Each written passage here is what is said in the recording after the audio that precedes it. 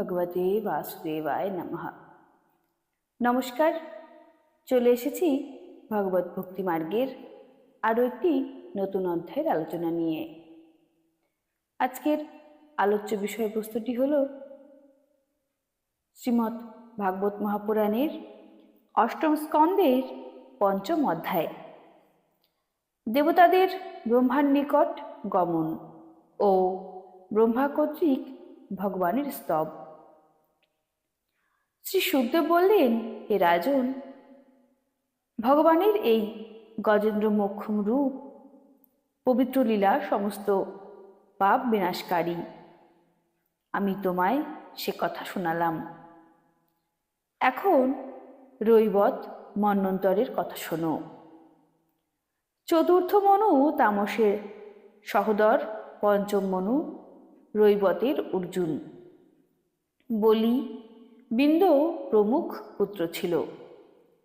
সেই মন্বন্তরে ইন্দ্রের নাম ছিল বিভু এবং ভূত্রয় প্রমুখ ছিলেন দেবতাদের প্রধানগণ। হে পরীক্ষিত, সে সময় হিরণ্যরোমা, বেদশিরা, ঊর্ধ্ববাহু প্রমুখ ছিলেন সপ্তর্ষি। সেই সময় শুভ্র ঋষির স্ত্রীর নাম ছিল বিকুণ্ঠা। বিকুণ্ঠার গর্ভে বৈকুণ্ঠবাসী দেবতাদের সঙ্গে বৈকুণ্ঠ নাম ধারণ করে ভগবান অবতীর্ণ হয়েছিলেন। লক্ষ্মী দেবীকে সন্তুষ্ট করার জন্য তার প্রার্থনা অনুসারে তিনি বৈকুণ্ঠধাম রচনা করেছিলেন। এই বৈকুণ্ঠধাম লোকসমূহের মধ্যে শ্রেষ্ঠ। সেই বৈকুণ্ঠনাথের কল্যাণময় গুণের সংক্ষেপে বর্ণনা আমি আগেই করেছি। ভগবান বিষ্ণুর সম্পূর্ণ গুণাবলী বর্ণনা করতে সেই সমর্থ যে পৃথিবীর ধূলিকণা গুনতে পারে। ষষ্ঠ মনু চক্ষুর পুত্র ছিল চাক্ষুষ। তার পুরুষ, সুদ্যুম্ন প্রমুখ অনেক পুত্র ছিল।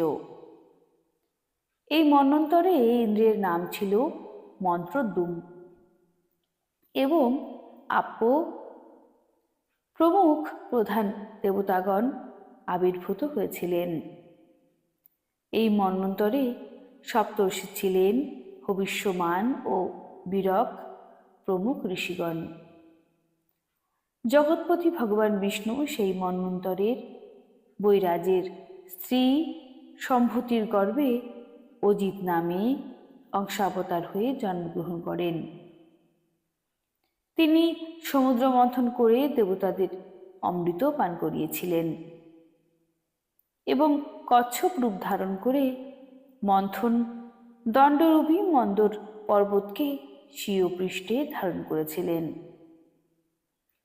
রাজা পরীক্ষিত জিজ্ঞাসা করলেন, হে প্রভু, শ্রী ভগবান যে কারণে এবং যে রূপে ক্ষীর সমুদ্র মন্থন করেছিলেন, জলচর কূর্মরূপী শ্রী ভগবান যে জন্য মন্দর পর্বত ধারণ করেছিলেন এবং যেভাবে দেবগণ অমৃত প্রাপ্ত হয়েছিলেন, সেই সময় আর যে ঘটনা ঘটেছিল, শ্রী ভগবানের অদ্ভুত সেই কর্ম সকল আমাকে বলুন।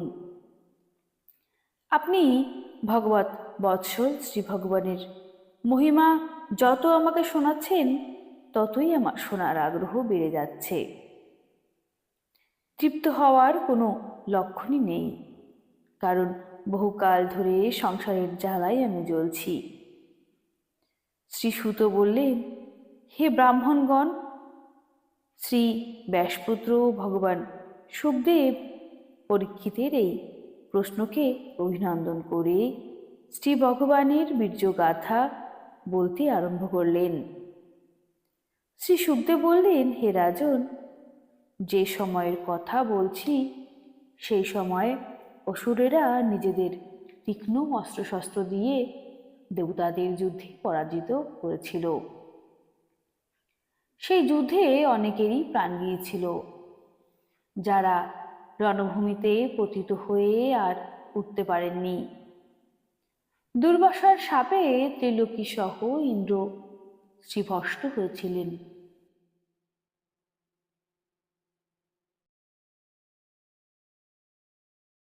এমনকি সমস্ত ধর্ম কর্ম যাগযজ্ঞ লোপ পেয়েছিল। এই সকল দুর্দশা দেখে ইন্দ্র, বরুণ প্রমুখ দেবতাগণ নিজেদের মধ্যে অনেক চিন্তা করে এর সমাধান করার চেষ্টা করলেন, কিন্তু কোনো রকম উপায় বার করতে পারলেন না। তখন তারা সকলে মিলিত হয়ে সুমেরুর শীর্ষদেশে ভগবান ব্রহ্মার সভায় গেলেন এবং বিনীতভাবে ভগবান ব্রহ্মাকে তাদের দুরবস্থার কথা সবিস্তারে নিবেদন করলেন।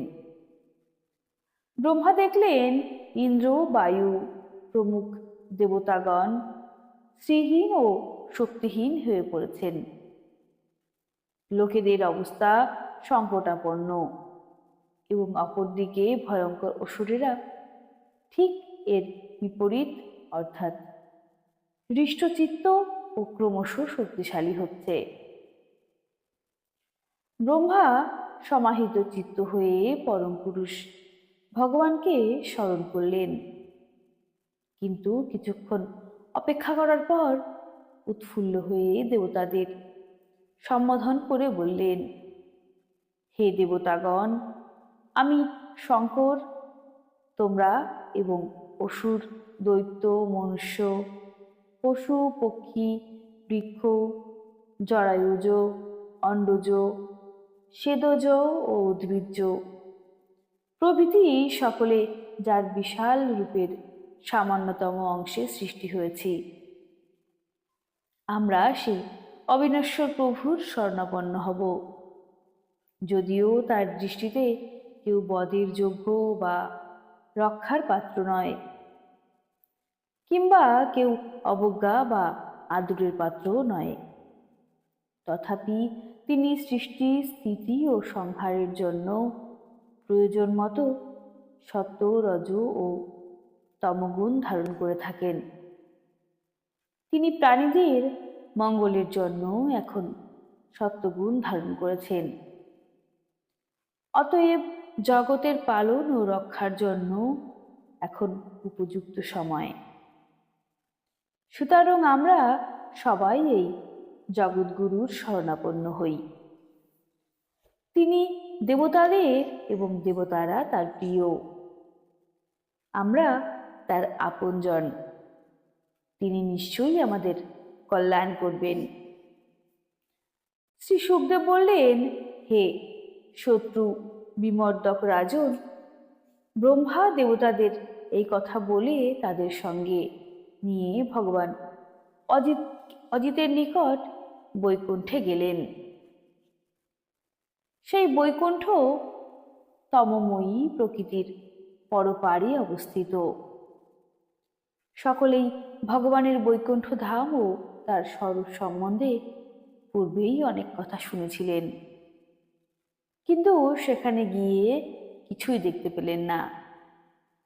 তখন ব্রহ্মা একাগ্র চিত্তে বেদবাণীর দ্বারা ভগবানের স্তুতি করতে লাগলেন। শ্রী ব্রহ্মা বললেন, হে ভগবান, আপনি নির্বিকার সত্য, অনন্ত আদি পুরুষ, সকলের হৃদয়ের অন্তর্যামী রূপে বিরাজমান, অখণ্ড ও অপ্রমেয়, মন অপেক্ষায় দ্রুতগতি সম্পন্ন, বাক্য দ্বারা অনির্ণেয় ও সর্বদেবতার বরণীয় ও সপ্রকাশ। আমরা সবাই আপনার চরণে প্রণাম জানাই। আপনি মন, প্রাণ, বুদ্ধি ও অহংকারের জ্ঞাতা, ইন্দ্রিয় ও ইন্দ্রিয়র বিষয় উভয়ই আপনার দ্বারা প্রকাশিত। অজ্ঞান আপনাকে স্পর্শ করতে পারে না। জন্ম, মৃত্যুরূপ প্রাকৃতিক বিকার আপনার হয় না, কারণ আপনি দেহাতীত। জীবের দুই পক্ষ, অবিদ্যা ও বিদ্যার সঙ্গে আপনার কোনো সম্পর্ক নেই। আপনি অক্ষয় ও সুখ স্বরূপ। সত্য, ত্রেতা ও দাপর যুগে আপনি আবির্ভূত হন। আমরা সবাই আপনার শরণাপন্ন হলাম। এই শরীরে জীবের এক মনোময় চক্র, 10 ইন্দ্রিয় ও পঞ্চপ্রাণ, এই পঞ্চদশ চক্রের অর, সত্য, রজ ও তম, এই 3 গুণের নাভি।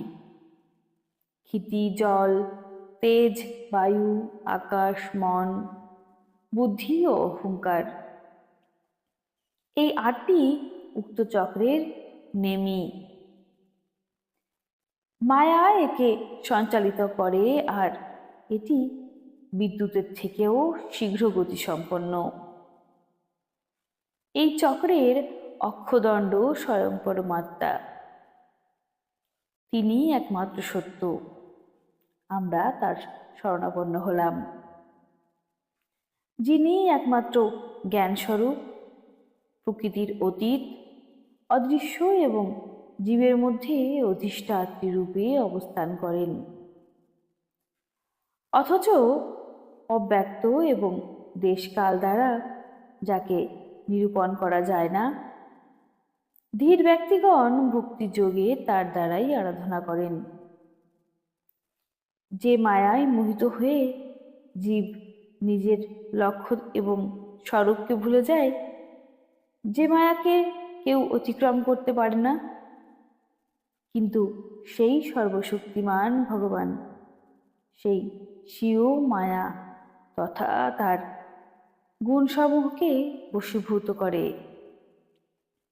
এবং সকলের হৃদয়ে বাস করে সমভাবে বিচরণ করেন।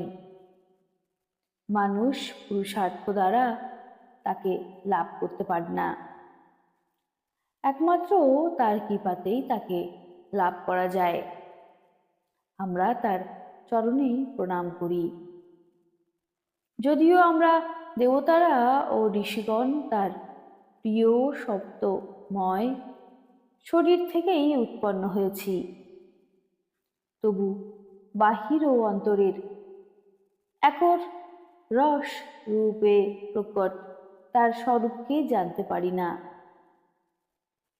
অতএব রজ ও তমগুণ প্রধান অসুর প্রভৃতিরা তার স্বরূপ কি করে জানতে পারবে? তার সৃষ্ট এই পৃথিবী তারই চরণোদয়। এই পৃথিবীতে জরায়ুজ, শ্বেতজ, অণ্ডজ ও উদ্ভিজ্জ, এই 4 রকম প্রাণী বাস করে। তিনি পরম স্বতন্ত্র, সকল ঐশ্বর্যের অধীশ্বর। সেই পুরুষোত্তম ব্রহ্ম আমাদের প্রতি প্রসন্ন হন। এই পরম শক্তিশালী জল তার বীর্য। এই জল থেকে 3 লোকের লোকশয় ও লোকপালগণ উৎপন্ন হয়, বৃদ্ধিপ্রাপ্ত হন ও জীবিত থাকেন। সেই পরম ঐশ্বর্যশালী পরম ব্রহ্ম আমাদের প্রতি প্রসন্ন হন। বেদে কথিত আছে যে চন্দ্র তার মন। এই চন্দ্র হল সকল দেবতাদের অন্ন, বল ও আয়ু। চন্দ্রমাই হলেন বৃক্ষদের সম্রাট এবং প্রজাবর্ধক। এইরূপ চন্দ্র যার মন বলে অভিহিত, সেই ঐশ্বর্যশালী ভগবান আমাদের প্রতি প্রসন্ন হোক। বৈদিক যাগযজ্ঞ ইত্যাদি কর্মকাণ্ডে সুষ্ঠুভাবে সম্পন্ন করার জন্যই অগ্নির উৎপত্তি। এই অগ্নি উদরে জঠরাগ্নি রূপে এবং সমুদ্রের ভিতর বারাবানল রূপে থেকে অন্ন, জল ইত্যাদি ধাতুর পাচন ক্রিয়া সম্পন্ন করেন এবং সমস্ত বস্তুর উৎপত্তি তার থেকেই হয়। সেই অগ্নি যার মুখ, সেই মহাবিভূতি সম্পন্ন প্রভু আমাদের প্রতি প্রসন্ন হন। যে বায়ু চরাচর সকল লোককে সঞ্জীবিত করে এবং তাদের শরীর, মন ও ইন্দ্রিয়কে শক্তি দান করে। সেই বায়ু ভগবানের প্রাণ থেকে উৎপন্ন হয়েছে। ইনি চক্রবর্তী সম্রাট এবং আমরা ইন্দ্রিয়ের অধিষ্ঠাতা দেবতারা এর অনুচর। এইরূপ ঐশ্বর্যশালী ভগবান আমাদের প্রতি প্রসন্ন হন। যার কান, হৃদয় থেকে দেহগত ছিদ্র সকল ও নাভি থেকে সেই আকাশ উৎপন্ন হয়েছে, যা পঞ্চপ্রাণ, প্রাণ, অপান, উদ্যান, সমান ও ব্যান, 10 ইন্দ্রিয়, মন, পঞ্চ পশু এবং শরীরের আশ্রয়ে, যথা নাগ, কুর্ম, কৃকর, দেবদত্ত ও ধনঞ্জয়। সেই মহাবিভূতি সম্পন্ন পুরুষ আমাদের প্রতি প্রসন্ন হন। যার বল থেকে ইন্দ্র প্রসন্নতা থেকে দেবগণ, ক্রোধ থেকে রুদ্রদেব, বুদ্ধি থেকে ব্রহ্মা, ইন্দ্রিয় থেকে বেদ ও ঋষিগণ ও লিঙ্গ থেকে প্রজাপতি উৎপন্ন হয়েছেন। সেই মহাবিভূতি সম্পন্ন প্রভু আমাদের প্রতি প্রসন্ন হন। যার বক্ষদেশ থেকে লক্ষ্মী, ছায়া থেকে পিতৃগণ, স্তন থেকে, বক্ষদেশ থেকে লক্ষ্মী, ছায়া থেকে পিতৃগণ, স্তন থেকে ধর্ম, পৃষ্ঠদেশ থেকে অধর্ম, মস্তক থেকে আকাশ এবং বিহার থেকে অপ্সরাগণের উৎপত্তি। সেই মহা ঐশ্বর্যশালী ভগবান আমাদের প্রতি প্রসন্ন হন। যার মুখ থেকে ব্রাহ্মণ ও পরম গুহ রহস্যময় বেদ, বালুময় বাহুদয় থেকে ক্ষত্রিয় ও বল, উরুদয় থেকে বৈশ্য ও তাদের উপার্জনতা কুশল ও চরণোদয় থেকে শূদ্র ও তাদের সেবাবৃত্তি সমূহ উৎপন্ন হয়েছে। সেই পরম বিভূতি সম্পন্ন ভগবান আমাদের প্রতি প্রসন্ন হন। যার অধর থেকে লোভ, ওষ্ঠ থেকে প্রীতি, নাসিকা থেকে ক্লান্তি, স্পর্শ থেকে পশুদের প্রিয় কাম, ভ্রু থেকে যম এবং চক্ষুর পলক থেকে কালের উৎপত্তি। সেই পরম ঐশ্বর্যশালী ভগবান আমাদের প্রতি প্রসন্ন হন। অনির্বাচনীয় বিশেষ পদার্থ পণ্ডিতগণ কর্তৃক যেগুলির বাস্তব অস্তিত্ব অস্বীকৃত, সেই সমস্তই ভগবানের যোগমায়া থেকে উৎপন্ন। এই কথা শাস্ত্রে উক্ত আছে। সেই ঐশ্বর্যশালী পরমাত্মা আমাদের প্রতি প্রসন্ন হন। স্বীয় মায়া দ্বারা রচিত গুণসমূহের দর্শনাদি বৃদ্ধির দ্বারা তিনি আসক্ত হন না। বায়ুর মতো সাদা অনাসক্ত, প্রশান্ত, শান্তিময়, নিজের স্বরূপরূপে বিরাজিত থেকে আনন্দ লাভে পূর্ণ সেই ভগবানকে প্রণাম করি।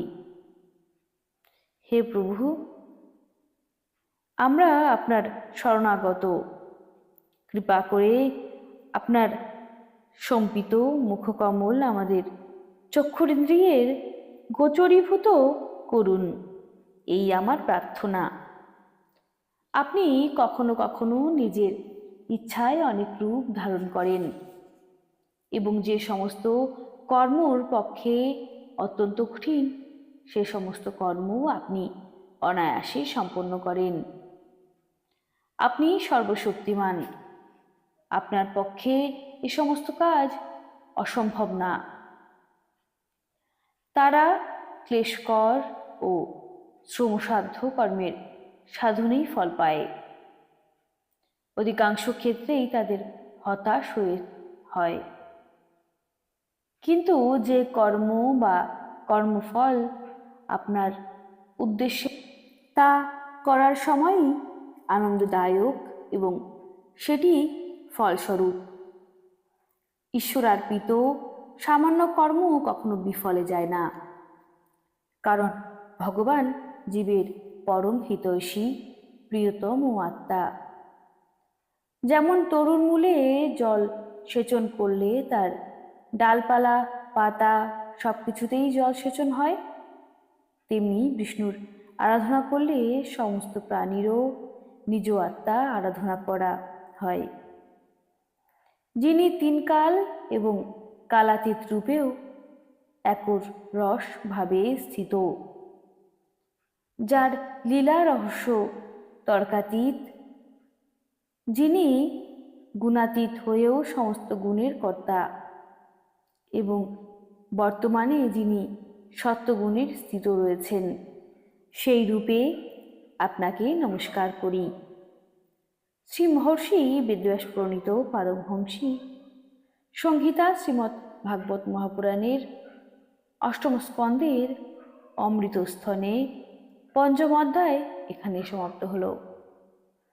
কেমন লাগলো ভিডিওটি কমেন্ট করে কিন্তু জানাতে ভুলবেন না। আর ভিডিওটি ভালো লাগলে অবশ্যই একটি লাইক এবং চ্যানেল নতুন হলে সাবস্ক্রাইব করবেন, যাতে এই চ্যানেলটি আরও এগিয়ে যেতে সাহায্য করতে পারি। ভালো থাকবেন। আজকের মতো তবে আসি। রাধে রাধে।